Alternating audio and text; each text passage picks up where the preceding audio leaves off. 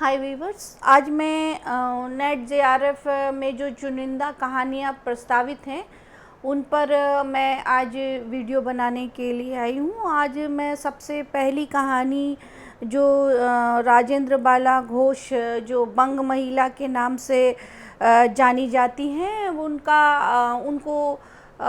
उनकी एक कहानी है चंद्रदेव से मेरी बात। तो चंद्रदेव से मेरी बात कहानी पर आज चर्चा परिचर्चा करूंगी, जिसे मैंने इनसे लिख दिया है कि 1882 1882 ईस्वी में इनका जन्म हुआ था मिर्ज़ापुर बरिया घाट में। पिता का नाम श्री राम प्रसन्न घोष और पति का नाम श्री पूर्णचंद छपरा निवासी ये थे। इनकी मृत्यु हुई थी 24 फरवरी 1949 या 24 फरवरी 1949 ईस्वी में इनकी मृत्यु हुई थी। और इनकी कृतियां हैं चंद्रदेव से मेरी बात 1904 में एक कहानी है और दुलाई वाली दूसरी कहानी है 1907 ईस्वी में। ये दोनों ही कहानी आपकी प्रस्तावित है जेआरएफ और नेट कोर्स में। तो राजेंद्र बाला घोष जिन्हें बंग महिला कहा जाता है, ये चंद्रदेव से मेरी बात कहानी का शीर्षक है, चंद्रदेव से मेरी बात। अब इसमें पत्रात्मक शैली का प्रयोग किया गया है। इसे पढ़ने के बाद मुझे शंभुनाथ का कच्चा चिट्ठा याद आता है।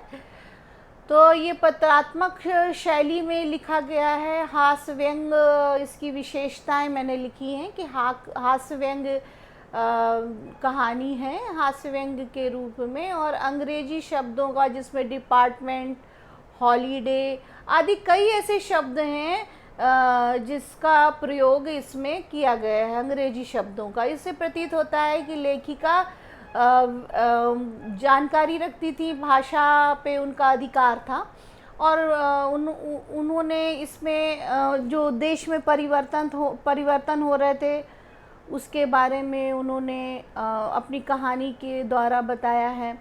और वो चंद्रदेव से कहती हैं कि चंद्रदेव या भगवान जी, आप भारत भ्रमण के लिए ज़रूर आइएगा और अपने फैमिली डॉक्टर धनवंतरी को भी ले आइएगा, और चीफ जस्टिस के रूप में चित्रगुप्त को साथ ले आइएगा, और मेरे मौनावलंब को स्वीकार सूचक मैं समझूंगी।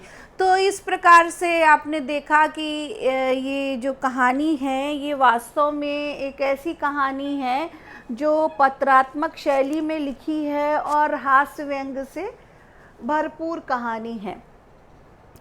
अब मैं आपको इस कहानी के बारे में कुछ लाइनें भी पढ़कर बताती हूँ कि जब ये कहानी लिखी जा रही थी तो भगवान चंद्रदेव आपके कमलवत कोमल चरणों में इस दासी की अनेक बार प्रणाम। आज मैं आप से दो बातें करने की इच्छा रखती हूँ। क्या मेरे प्रश्नों का उत्तर आप प्रदान करेंगे? कीजिए, बड़ी कृपा होगी। देखो सुनी अनसुनी सी मत कर जाना, अपने बड़प्पन की ओर ध्यान देना। अच्छा, कहती हूँ सुनो। मैं सुनती हूँ आप इस आकाश मंडल से चिरकाल से वास करते हैं। क्या वह बात सत्य है? यदि सत्य है तो अनुमान करती हूँ कि इस सृष्टि के साथ ही साथ अवश्य आपकी भी सृष्टि हुई होगी। अब उनकी एक मुख्य लाइन जो चंद्रदेव से बात करते हुए, भगवान से बात करते हुए वे कहती हैं, और कि जब हमारे लॉर्ड हमारे भारत के स्थायी भाग विधाता बनकर आएंगे, तब आप की किसी कमीशन का पेंशन नहीं।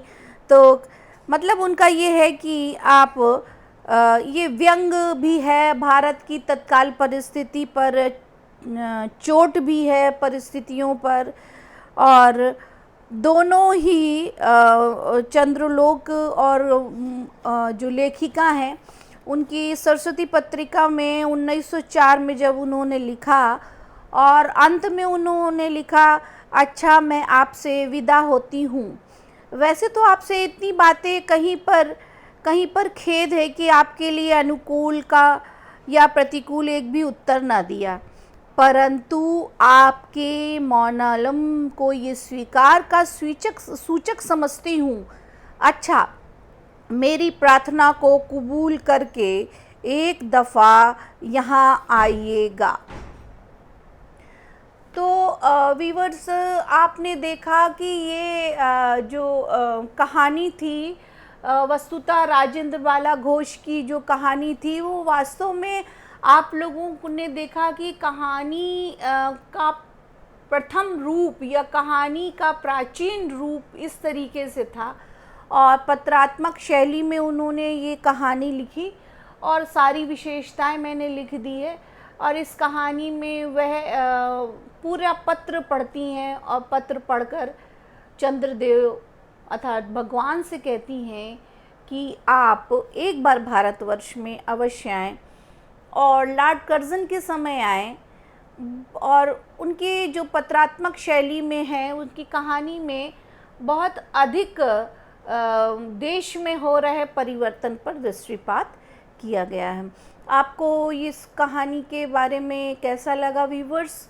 और मैं इस के बाद दुलाई वाली कहानी पर रिव्यू दूंगी। मुझे अच्छा लगेगा कि आप सब मेरे साथ हैं, और मैं आप लोगों की परीक्षा की तैयारी में आप लोगों के साथ हूँ, और मुझे बहुत अच्छा लगेगा कि अगर आप अपनी सारी समस्याएं मुझसे शेयर करें कि मैडम मुझे इस विषय का वीडियो चाहिए, तो मैं अवश्य ही उस पर वीडियो बनाऊंगी और आपकी पूरी जिम्मेदारी के साथ आपका सहयोग करूंगी। Thank you viewers, thank you very much. फिर मिलती हूँ। लाइक, सब्सक्राइब और कमेंट्स ज़रूर करिए। Thank you.